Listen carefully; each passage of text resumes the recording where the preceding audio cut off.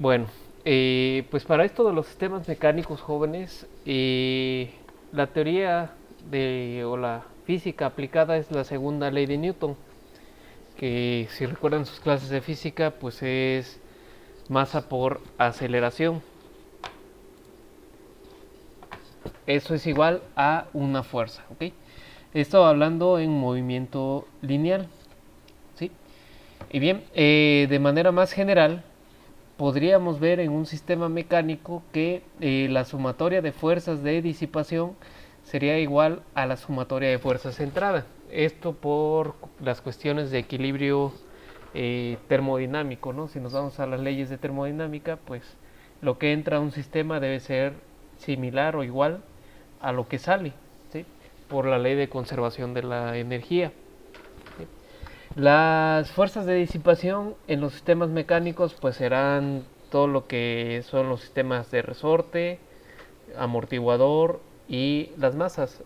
Esos elementos de un sistema masa, resorte, amortiguador o de un sistema mecánico pues se encargan de disipar las fuerzas de entrada que se aplican, los pares, las fuerzas para poder mover el sistema mecánico se ven disipadas por los elementos pasivos. Bueno, para una masa, como ya lo establece aquí en la ecuación 23, a una masa que tiene un desplazamiento X, ¿sí? Y se le aplica una o genera una fuerza resultante Ft, pues simplemente la fuerza resultante es la propia masa por la aceleración, ¿sí? Es decir, la derivada de la velocidad o bien la segunda derivada del desplazamiento. Físicamente, si nosotros tenemos un desplazamiento X, su primera derivada de ese desplazamiento X será la representación de la velocidad y la primera derivada de esa velocidad o bien la segunda derivada del desplazamiento corresponde a la aceleración. ¿Ok?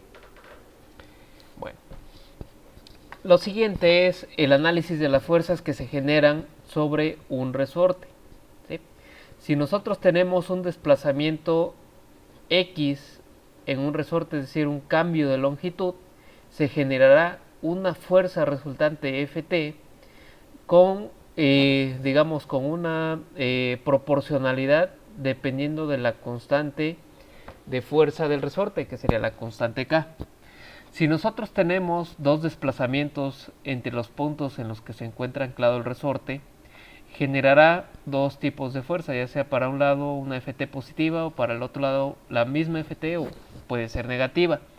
Si consideramos el desplazamiento en la misma dirección de ambas posiciones, para encontrar la fuerza resultante nosotros tenemos que obtener la diferencia dependiendo del punto de interés, que en este caso está tomando como referencia el punto x1, sería la diferencia entre la posición x1 menos la posición x2 por la constante del resorte.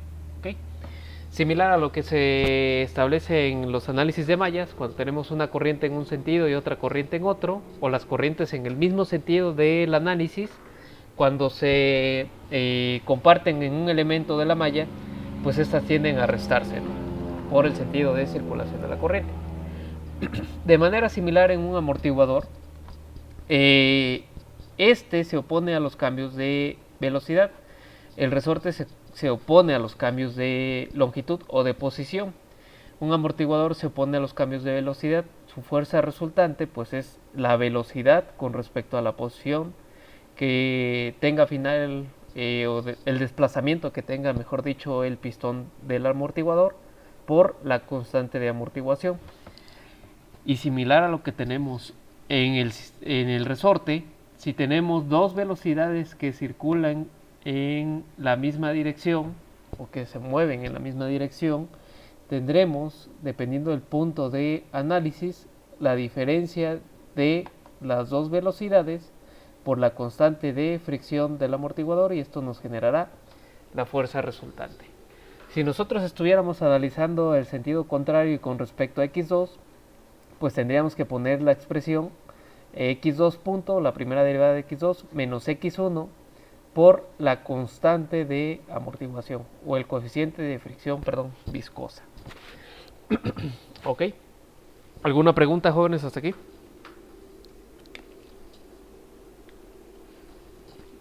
¿No? Bueno, ok. Es algo, digamos, sencillo, ¿no? La fuerza en el resorte, pues la constante del resorte por el desplazamiento. Si tenemos dos desplazamientos en la misma dirección, pues hay que sacar la diferencia. En el amortiguador, de igual forma, la fuerza es la velocidad por la constante de fricción viscosa. Y si tenemos dos velocidades circulando en el mismo sentido, pues hay que obtener su diferencia y multiplicarlo por la constante de fricción viscosa. Con respecto a la masa, pues simplemente va a ser la masa por la aceleración.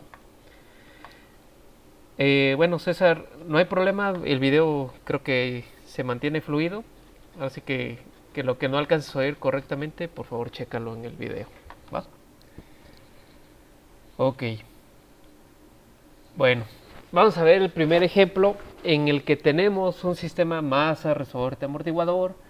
Tenemos una fuerza de entrada U que se aplica para generar un desplazamiento Y. Es decir, la posición aquí la estamos nombrando como Y. ¿Ok? Consideramos que no hay fricción en las ruedas que soportan a la masa porque tendríamos que modelar también esta fricción, ¿sí? Entonces vamos a considerar que no hay fricción de ningún tipo, ni viscosa, ni seca, ni nada. Es decir, se mueve la masa como si estuviera tampoco en el aire, porque si estuviéramos analizando todos los elementos de fricción, tendríamos que considerar la fricción en el aire, aunque es en muchos casos mínima. Consideremos que estamos en el espacio, ¿no? Que no hay atmósfera. Bueno, establecemos una ecuación en la que aglutinamos en una parte las fuerzas de disipación, que como les comentaba, serán las fuerzas que se generan en la masa, en el resorte y en el amortiguador, y las fuerzas de entrada, o todo esto va a ser igual a las fuerzas de entrada. ¿Sí? La fuerza de entrada es la variable U, como nuestro par de empuje o nuestro par de entrada, que hace que el sistema mecánico se mueva. ¿Ok? Entonces tenemos fuerza en la masa, que sería lo que estamos representando aquí. Fuerza en la masa, fuerza en el amortiguador, perdón, y fuerza en el resorte. ¿Okay? FK, FB y FM. Serían los tres elementos pasivos que tenemos conectados en el sistema, igual a la fuerza de entrada U. La fuerza en la masa, pues va a ser la masa por la aceleración, ¿ok? Y habíamos quedado que con respecto a una posición dada, la aceleración es la segunda derivada de la posición. En este caso sería la segunda derivada de Y. Para la fuerza en el amortiguador, tenemos que multiplicar la constante de fricción viscosa por la velocidad, ¿sí? Y la velocidad, pues es la primera derivada de la posición, que es de Y, ¿ok? Y finalmente, la fuerza en el resorte, pues es la constante del resorte por la posición, ¿ok? Es así como tenemos enumeradas o nombrados, mejor dicho, nuestros elementos como K, el resorte, B, el amortiguador y M, la masa, ¿ok? Y estas serían sus igualdades de las fuerzas que se generan en este sistema. Las sustituimos en la ecuación fuerza en la masa, fuerza en el amortiguador, fuerza en el resorte, igual a U, ¿ok? Que sería mi fuerza de entrada. Ahora, aplicamos transformada de Laplace. Ya ven que igual que como lo hicimos en los sistemas eléctricos, obteníamos una función de transferencia y de ahí generábamos la forma canónica controlable, o la observable, pero bueno, me gusta más la controlable, por cuestiones de diseño de controladores. Bien, aplicamos transformada, pues la transformada de la segunda derivada, ms cuadrada y de s, sin condiciones iniciales. La transformada de la primera derivada, bs y de s, sin condiciones iniciales. Y la transformada de una función, y, que consideramos que estas funciones son dependientes del tiempo, pues simplemente pasan al dominio de Laplace, ¿ok? K por y de s. Y la entrada u pues se convierte en u de s, también es una función del tiempo. Factorizamos y de s y nos queda m s cuadrada de s más k igual a u de s. Y ahora simplemente hacemos el despeje. Pasamos el polinomio ms cuadrada bsk más k, perdón, lo pasamos dividiendo y pues factorizamos u de s. Lo sacamos del numerador y tendremos que poner este respectivo 1, ya que el polinomio tendría que pasar dividiendo a u de s, pero si no lo queremos en la fracción, simplemente ponemos un 1. ¿Ok? Bueno, recuerden que para poder trabajar una función de transferencia, el coeficiente de la variable de mayor grado tiene que ser unitario. Entonces tendríamos que dividir todo entre m, ¿ok? 1 entre m, b entre m y k entre m, para dejar este coeficiente en forma unitaria. Ahora sí, jóvenes, en sus cuadernos hagan la representación en espacio de estados de esta función de transferencia y ahorita me dicen cómo quedaría, utilizando la forma canónica controlable. ¿Sale? Y ahora sí, las matrices. Como es un sistema de segundo orden, dos estados. Ahora sí que ya esto parece, ¿cómo dice? Parece licuadora, es darle vueltas y vueltas y vueltas a lo mismo. Dependiendo del grado del polinomio será el número de estados.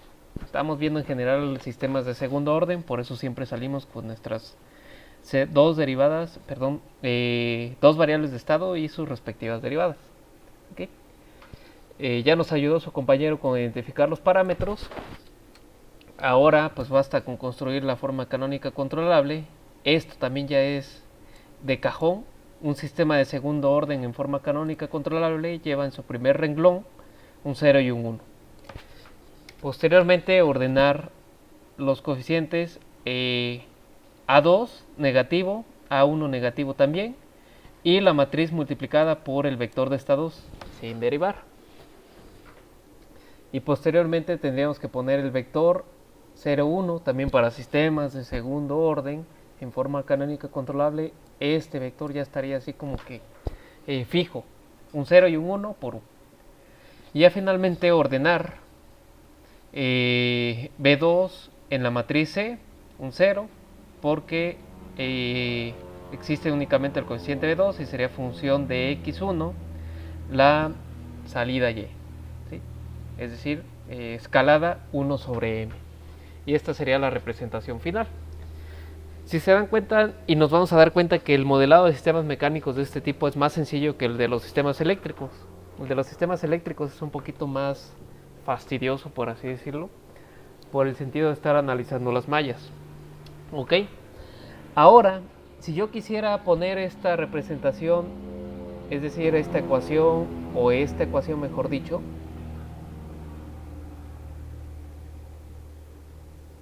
esta, haciendo la representación arbitraria de estados, jóvenes, ¿la podrían hacer?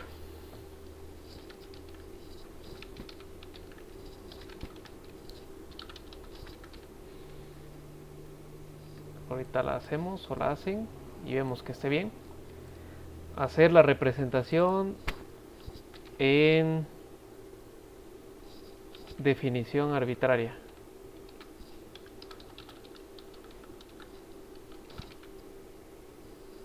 De estados. ¿Ok? Bien. Entonces, esta ecuacioncita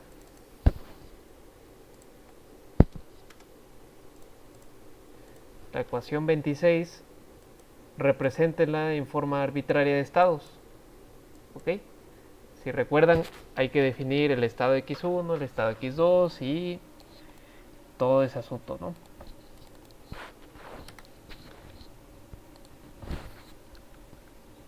¿Sí? Hacer la representación en definición arbitraria de estados de la ecuación 26. ¿Ok? Recuerden que hay que definir el estado de x1 como la primera variable y de ahí se van hacia atrás. Ok, vamos a regresarnos uno. Vamos a copiar esto y vamos a quitar estas flechas y vamos a poner esto aquí. ¿Sí? Entonces hacer la representación en definición arbitraria de estados. Ya.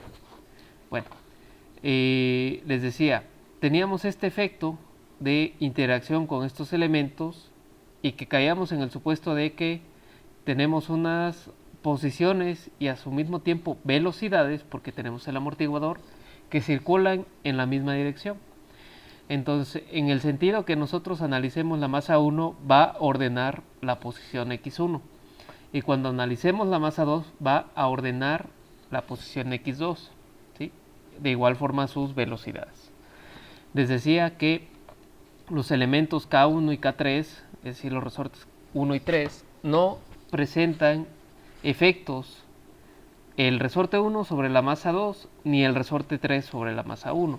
Los que sí tienen injerencia en la dinámica de las masas son K2 y el amortiguador B. ¿Ok? Bueno, lo siguiente pues es establecer las ecuaciones. Podemos establecer dos ecuaciones, una para cada masa, y se pueden encontrar dos funciones de transferencia, es decir, una función de transferencia para la masa 1 y otra función de transferencia para la masa 2.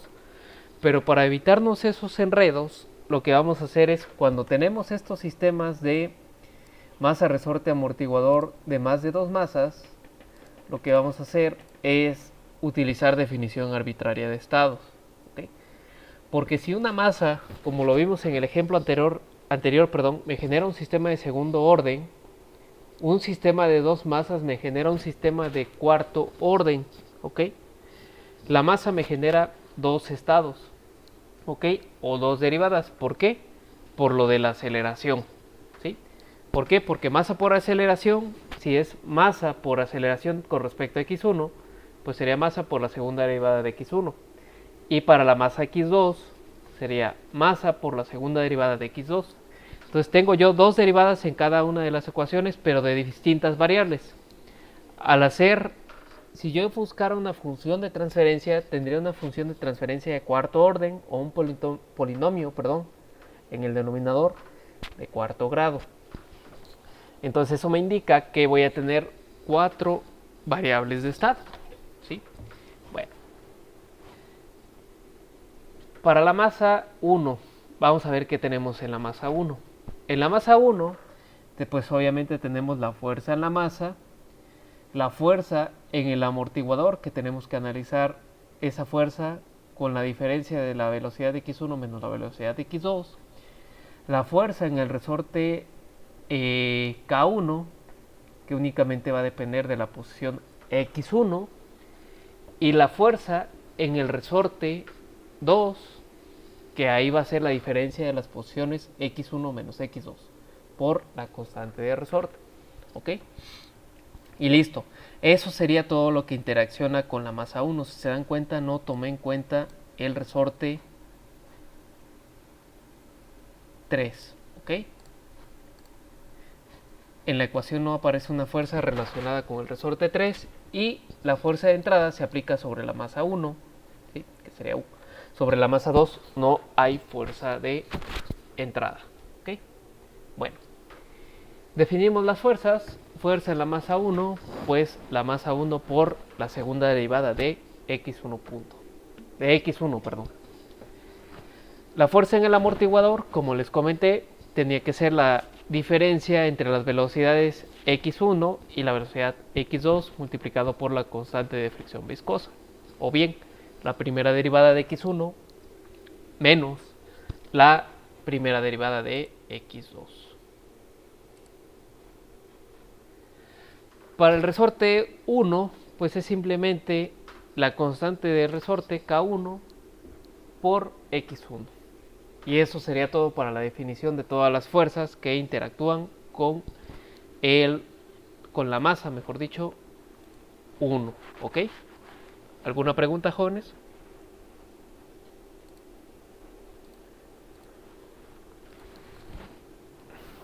¿Ninguna? Ok. Bueno. Seguimos entonces. Me faltó el resorte K2, perdón, si está aquí. Y sería K2 por la diferencia de la posición X1 menos X2, ¿ok? Ese se me estaba pasando. Sustituimos. Entonces tenemos ahora la fuerza en la masa 1, pues M1 por la segunda derivada de X1. La fuerza en el amortiguador, pues B por la diferencia de las velocidades X1 menos X2.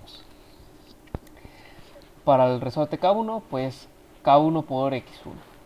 Y para el resorte K2, K2 menos la diferencia de X1 menos X2. Y todo esto igual a U. ¿Ok? Bien. Con esto vamos a agrupar las variables digamos en la extrema izquierda, que dependen de X1 y sus derivadas, que sería M1 por X1 más B por X1 punto, perdón, aquí fue segunda derivada, y más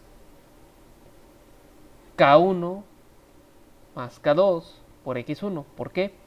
Porque K1 y K2 son dependientes de X1, si yo multiplico aquí, ¿sí?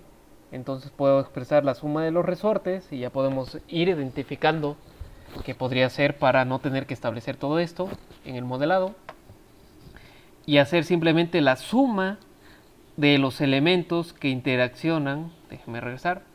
¿A dónde está? Aquí. La suma de los elementos que interaccionan por su respectiva variable, que sería la suma de los resortes por X1. ¿Sí? No tengo amortiguador, pues obviamente no va a haber suma de amortiguadores, nada más tengo uno solo. ¿Sí? Pero con respecto a los resortes que interaccionan con la masa 1, pues se suman todos los resortes y se multiplica por la posición X1. Si aquí tuviera más de un amortiguador conectado a la masa 1, tendría que hacer la suma de las constantes de amortiguación por la derivada de X1. Y posteriormente viene la resta de las fuerzas que interaccionan con respecto a la masa 2, que sería menos B por la velocidad de X2 y menos K2 por la posición X2, y todo esto igual a 1. ¿Sí? Sí podemos, como dicen por ahí, vislumbrar que podríamos llegar a esta ecuación directamente agrupando los términos que están de X1 y sus elementos que interaccionan entre sí. Obviamente este siempre va a estar fijo, va a haber una sola masa, o analizamos una masa con respecto a su aceleración. Aquí sería la sumatoria de todos los elementos que se encuentren conectados a la masa de resorte, o sus constantes de fricción viscosa, amortiguador. Y aquí todos los elementos de resorte que se encuentren conectados a la masa 1 por la posición X1. Y aquí todos los elementos que se encuentren conectados a la masa 2, ¿sí? O a la masa contigua, y por sus respectivas ponderaciones de la posición, y velocidad. No va a haber aquí segunda derivada de la variable X2, ¿ok? Bueno. ¿Alguna pregunta, jóvenes?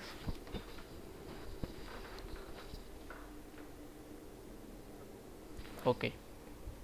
Bien, pues ahora hacemos lo pertinente para la masa 2. Para la masa 2, ¿qué tenemos? La fuerza en la masa 2, la fuerza en el amortiguador, que es lo que se encuentra interconectando las masas, la fuerza en el resorte 2, que también está en interconexión con las masas, y la fuerza en el resorte 3 igual a 0. Si me regreso al diagramita, ¿sí? Tenemos esto. Masa 2, fuerza en la masa 2, fuerza en el resorte 2, que está interconectado con la masa 1, fuerza en el amortiguador que tenemos, y la fuerza en el resorte. Ahora la fuerza en el resorte 1 no se considera como fuerza que se pudiera aplicar a la masa 2. ¿Ok? Bueno. Definimos, esta no es esta. Definimos la fuerza en la masa 2, que sería masa 2 por la segunda derivada de x2. Fuerza en el amortiguador, pues ahora cambiamos el sentido de la diferencia. Sería la velocidad de x2 menos la velocidad x1 por la misma constante de fricción viscosa B. Para la fuerza en el resorte 2, pues tenemos la diferencia entre la posición x2 menos la diferencia con la posición x1 por la constante del resorte 2, o bien K2. Y finalmente, la fuerza en el resorte 3, que sería la constante de resorte 3 por la posición x2. ¿Ok? Y sustituimos. ¿Ok? Sustituimos en la ecuación 31, no sé por qué dice 34. Déjenme ver. Hay un error aquí entre las referencias. Quién sabe qué está pasando. Pero es la ecuación 31. Bueno, sería la fuerza en la masa 2, masa por aceleración x2. Fuerza en el resorte, en el amortiguador, perdón, constante de fricción viscosa menos la diferencia de velocidades x2 menos x1. Diferencia en el resorte 2, la constante de resorte menos la diferencia x2 menos x1 de la posición. Posteriormente, la fuerza en el resorte 3, que sería K3 menos x2 igual a 0, porque no tenemos fuerza de entrada. ¿Sí? Hacemos la misma agrupación, jóvenes, y ¿cómo quedaría la agrupación? ¿Quién me ayuda con agrupar las variables de x2 y lo que se tenga que agrupar de las variables de x1? Por favor.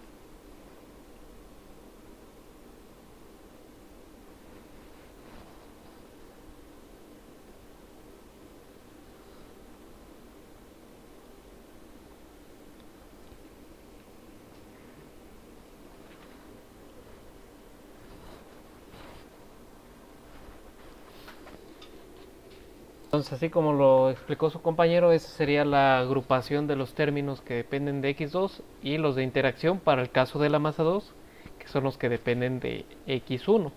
¿Ok? Bueno, tenemos estas dos ecuaciones ya agrupadas, ¿no? M1 x1 punto más B x1 2 punto, perdón, más B x1 punto, la suma de los resortes K1 K2 por x1 y las diferencias de menos B por la segunda derivada, la velocidad de x2, perdón, y menos k2 por x2. Luego aquí tenemos lo de la masa 2, m2 segunda derivada de x2 más b primera derivada de x2, k2 más k3 x2, y ahora lo de interacción, menos b por x derivada de x1 menos k2 por x1 igual a 0. Si se dan cuenta cómo están construidas y qué estructura tienen las ecuaciones, tenemos por aquí todo lo que corresponde a la masa 2 y sus posiciones, ¿sí? Y por aquí tenemos todo lo que interacciona con las masas, ¿sí? Es decir, todo este análisis de andar poniendo las masas y todas las fuerzas, todas las fuerzas y definiendo cada fuerza, así lo podría yo de simplificar. Todo lo que está interaccionando, ya sea amortiguador con su respectiva derivada, ¿sí? Resortes con su respectiva posición, y todo lo que esté respecto a conectado a la masa que estoy analizando, pues lo sumo. Si son resortes o son amortiguadores, se sumarán y se multiplicarán por su respectiva variable, que sería de posición, velocidad, y esta quedaría fija. Lo de la masa, lo de las masas quedaría fijo, simplemente masa por aceleración con respecto a la variable de importancia que indica la masa, ¿sí? Y así de simple podríamos establecer las ecuaciones, evitándonos todo el desarrollo y ¿no? Todas estas definiciones las podríamos omitir y establecer directamente las ecuaciones por simple observación del sistema. ¿Ok?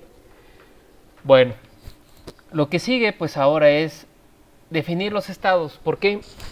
Porque para encontrar las formas canónicas tendríamos que encontrar dos representaciones para cada variable de interés, que en este caso sería ya sea la posición x1 o la posición x2. Pero nosotros podemos definir de forma arbitraria todas las variables de estado y encontrar un modelo de cuarto orden que me genere dos salidas. Mis salidas deseadas van a ser la posición x1 y la posición x2. Es decir, posición en la masa 1 y posición en la masa 2. Vamos a definir los estados de la masa 1, que serían estos de por acá. Empiezo, como ya tengo x, voy a llamar a los estados ahora z. No importa que no le llamemos x, simplemente las variables de estado de manera general y como de manera estandarizada se llaman x, pero como yo tenía como posiciones x1 y x2, pues ahora voy a llamar a mis variables de estado z. Pueden llamarlas como ustedes quieran.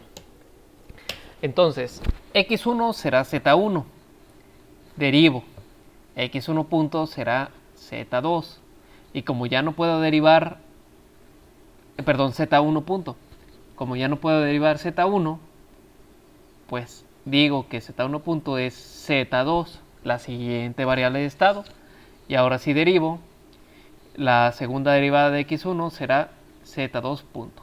Esto es lo que ya hemos estado haciendo repetitivamente, simplemente ahora con z en lugar con x. Estos fueron los estados para la masa 1. Ahora nos brincamos a los estados para la masa 2 y aquí quisiera que pensaran qué es lo que tendría yo que hacer. Voy a definir ahora la variable x2 o la posición x2 con qué variable de estado, jóvenes.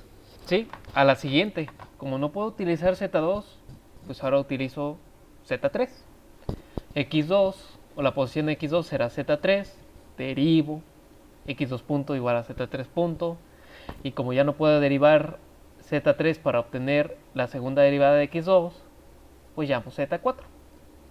Y ahora si derivo la derivada de x2, obtengo la segunda derivada con respecto a z4, pues sería la primera derivada. Y si se dan cuenta, ya tengo todas mis variables de estado ahora, 4 variables de estado con sus respectivas derivadas, ¿ok? ¿Alguna pregunta? ¿Ninguna? Bueno, pues ahora lo que nos compete es realizar la sustitución de todas las variables de estado en la ecuación. ¿Qué tenemos que cuidar? Que en ninguna de las dos ecuaciones tenga yo más de una derivada de una variable de estado, que eso ya lo definimos aquí, y que tampoco tenga derivadas de dos variables de estado. Solamente una derivada de una variable de estado permitida por ecuación. Entonces, para este fin, me fui por atrás uno. Para este fin, pues empiezo definiendo. Esta es una de las ecuaciones importantes que construyen parte del modelo, que la primera derivada de z1 es z2. Ahora sustituyo en la ecuación de la masa 1.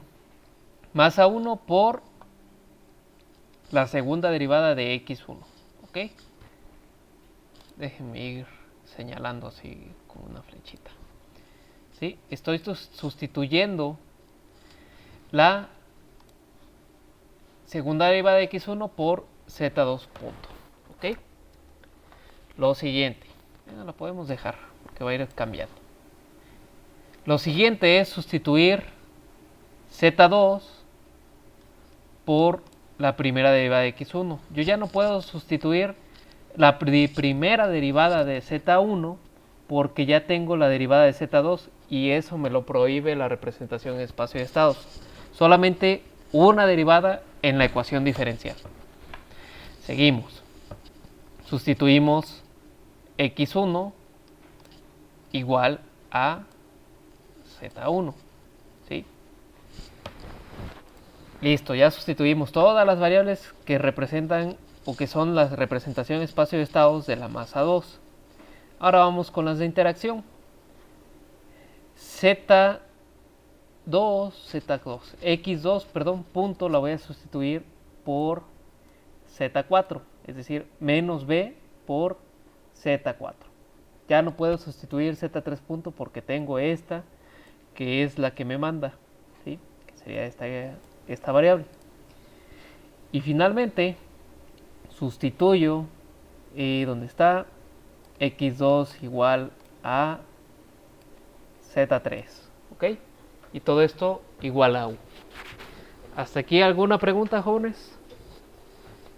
¿Quedó clara la sustitución? ¿Ok? Si se dan cuenta, no tenemos más que una derivada de las variables de estado y todas las demás son simples variables de estado. No hay más derivadas. Hacemos lo pertinente para la ecuación de la masa 2, sin olvidarnos de esta relación también importante que construye parte del vector de derivadas de estado, Z3 punto igual a Z4. ¿Okay? Ahora sí, sustituimos X2 punto igual a Z4 punto, ¿sí? La segunda derivada de X2 igual a Z4 multiplicado por M2. Sustituimos la primera derivada de X2, pero ya no puedo sustituir Z3 punto, por lo que sustituyo Z4. Ahora nos pasamos con X2, que sería Z3, ¿sí? X2 por la suma de las constantes de resorte, es decir, la suma de las constantes de resorte por Z3. Y sustituimos las variables de interacción, que sería, ¿dónde está? Z2, primera derivada de X1, y menos K2 por Z1, que sería X1. ¿Ok? Y ya con esto, ya tendría mis 4 ecuaciones. Ahora nada más necesito despejar y agrupar todo como se debe de hacer en la representación en espacio de estados. De aquí tengo que despejar Z2 punto y de aquí Z4 punto. ¿Ok? Bueno, pues esta parte los invito a que la correcten las agrupaciones. Lo que sigue pues es, bueno, esto es lo que nos acabas de decir, tal cual nos lo dijiste. Una cosa que podemos identificar es que cuando estamos hablando respecto a las variables de la masa 1, en el despeje quedan negativas. Eso es un indicio de que estamos haciendo correctamente el procedimiento. Y las de interacción quedan positivas, más también las fuerzas de entrada, ¿no? Aquí podemos ver que las variables de la masa 2, que son Z1, Z2, perdón, de la masa 1, en la ecuación de la masa 2, pues quedan positivas, y las variables que son de la masa 2 son negativas, ¿ok? Eso sería como un indicio para ver que estamos haciendo adecuadamente el procedimiento. Y ya lo que sigue pues es construir el vector de derivadas de estado, ¿sí? Y de ahí agrupar todos los coeficientes en la matriz A. Y nos quedaría de la forma siguiente, ¿sí? 0, 1, 0, 0 para la ecuación de Z1, porque, si me regreso, depende únicamente de Z2, ¿sí? Recuerden que la primera columna corresponde para las constantes que son de Z1, la segunda para Z2 o X2, la tercera para la tercera variable de estado, mejor por hablarlo así, y la cuarta para la cuarta variable de estado.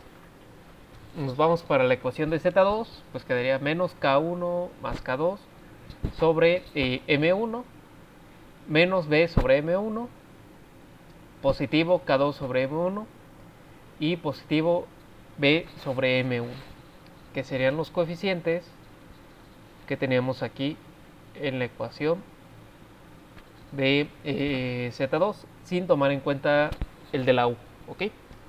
Ahora para Z3 también hay que tomar en cuenta la derivada de Z3, que únicamente depende de Z4.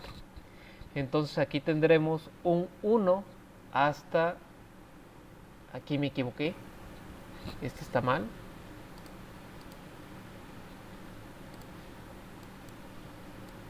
El 1 va aquí.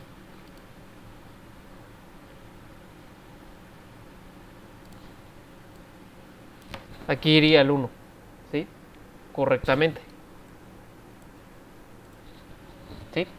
Entonces, como Z3 es igual a Z4, pues obviamente aquí me equivoqué y el 1 debería de ir hasta la última columna. ¿Ok? Y ya finalmente, de la variable Z4, ahorita lo voy a tener que volver a poner, K2 sobre M2, B sobre M2 positivos, y menos K2 más K3 sobre M2, y menos B sobre M2, y todo esto por el vector de estados Z1, Z2, Z3 y Z4. ¿Ok? Aquí corrigiendo esto para que quede grabado.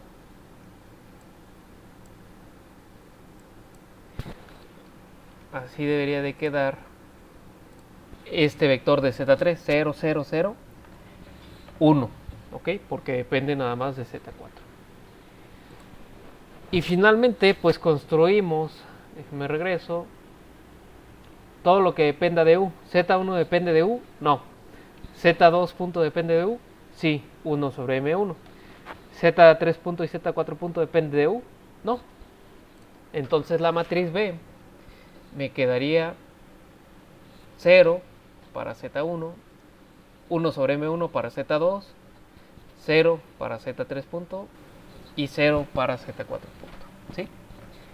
Y ya finalmente construimos el vector de salidas Y, Y1 y Y2, que vamos a definir como la variable X1, Z1, perdón, que era la posición X1, y Z3, que era la posición X2. Si nos regresamos hasta acá arriba, a ver dónde lo ponemos, para que no sean los rayones. Aquí.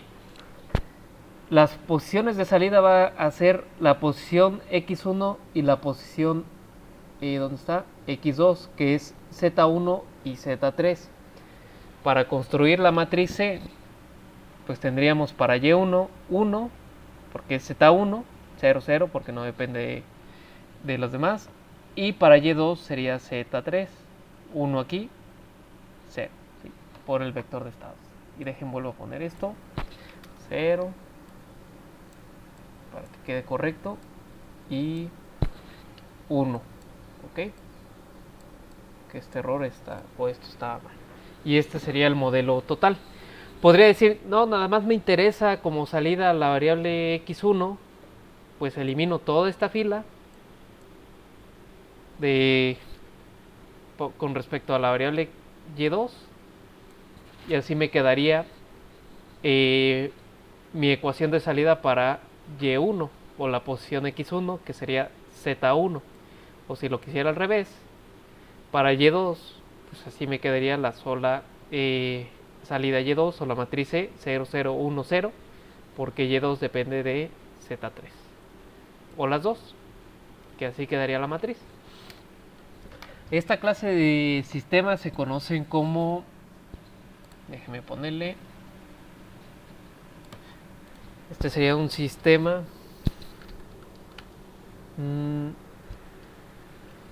SIMO. Es por el inglés single input, una sola entrada, multiple o múltiple output, múltiples salidas. Nosotros habíamos estado viendo sistemas SISO, ¿sí? En el modelado. Una sola entrada, una sola salida, single input, single output. Y los sistemas más generales, pues son los sistemas MIMO. Múltiples entradas, es decir, que tuviera más de una entrada, y múltiples salidas, como ya lo tengo aquí. Y si se dan cuenta, digamos, la parte bondadosa de esto del sistema, de los sistemas en espacio de estados, es que con la misma representación general del sistema en espacio de estados, podemos representar sistemas de una entrada, una salida, una entrada, múltiples salidas, y hasta múltiples entradas y múltiples salidas. ¿Por qué? porque este vector sería el vector y, ¿sí? Y ya veo de forma vectorial las salidas. Y si tuviera más de una entrada, pues podría ver el vector u, dejen ponerlo como u1, u2 si tuviera dos entradas, y transpuesto, ¿no? Ya ven que un vector renglón transpuesto pues es un vector columna, ¿sí? Que serían las dos entradas que podría tener aquí, u1 y u2, por así decirlo. ¿Sí? Entonces esa es la gran ventaja de esto de los sistemas en espacio de estado, que me permite representar cualquier tipo de sistema independientemente del número de entradas o el número de salidas que éste maneje. La diferencia con lo de función de transferencia es que ahí nada más es una entrada, una salida. Si quiero representar otra variable, tengo que buscar otra función de transferencia. Y en el sistema de espacio de estados aglutinado en un solo modelo, puedo obtener las dinámicas de las salidas de los estados y pues obviamente poder diseñar controladores para el propio sistema de múltiples entradas. ¿Ok? Bueno, ¿alguna pregunta, jóvenes? ¿Duda o comentario?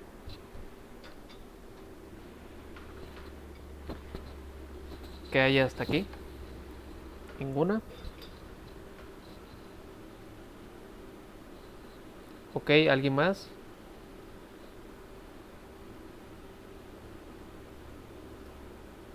Bueno, ¿sí? ¿Todo quedó claro? O ya luego ven el video para aclarar